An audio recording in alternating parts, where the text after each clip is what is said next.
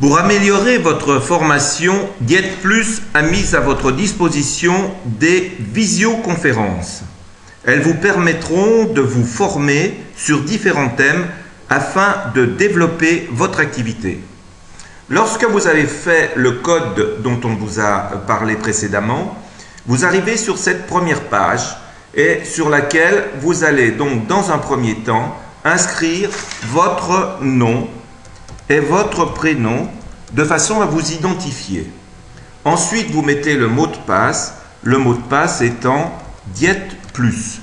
Dans la partie mot de passe administrateur, vous ne mettez rien, bien entendu, et vous cliquez sur Entrée. Lorsque vous êtes sur cette page, vous arrivez donc sur une page semblable à celle-ci. Il vous suffit d'autoriser et vous avez la possibilité d'avoir la page entière.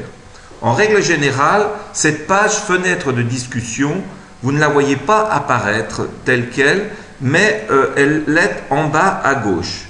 Vous la voyez fenêtre de discussion et vous allez jusqu'au petit carré sur lequel vous cliquez, car la visioconférence a cette facilité de vous permettre de pouvoir poser des questions ou vous interroger ou faire des remarques sur les documents que vous êtes en train de regarder. Pour cela, il vous suffit de cliquer dans la partie inférieure et de mettre votre phrase ou éventuellement de poser votre question. Vous faites ensuite Entrée et votre phrase va apparaître dans la partie fenêtre de discussion.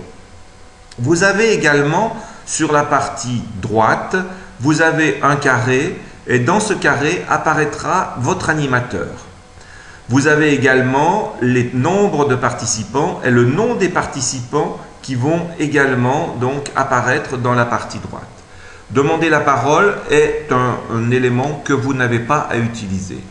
Toujours en haut à droite, vous avez une icône vous permettant de quitter la salle lorsque le programme sera terminé. J'attire votre attention sur le petit point vert que vous voyez à droite. Jetez un coup d'œil de temps en temps pendant la visioconférence, car si ce petit point devient rouge, cela vous dit que vous êtes déconnecté avec votre interlocuteur, notamment votre animateur. Dans cette partie-là, paramètres généraux, cela vous permet, en cliquant dessus, de faire apparaître un certain nombre d'éléments concernant la webcam, votre micro et la qualité audio. En règle générale, vous n'avez que peu de raisons de le faire bouger, si ce n'est pas le micro puisque vous ne l'utilisez pas, mais éventuellement d'augmenter le son si votre son n'est pas suffisamment élevé. Et pour cela, eh bien, vous montez le son à votre convenance ou vous le baissez suivant le cas. Lorsque vous avez terminé, il vous suffit de cliquer dans la partie supérieure et vous fermez cette fenêtre.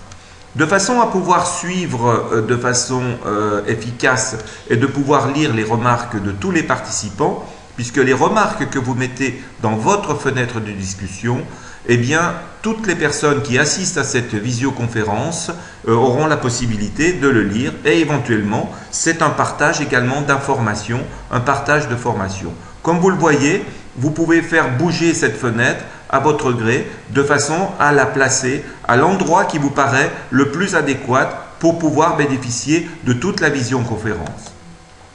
Vous avez dans la partie inférieure gauche, ici, un zoom. Ce zoom vous permet éventuellement, si vous avez un petit écran ou un grand écran, de modifier soit en réduisant l'image, soit en l'augmentant. Tel que je le fais là, je réduis mon image de façon à pouvoir faire entrer l'image du PowerPoint dans la totalité de mon écran. Voilà, vous avez les principaux éléments qui vous sont utiles pour suivre une visioconférence et je vous souhaite d'y participer le plus régulièrement possible car c'est un excellent moyen de formation, de partage et d'efficacité.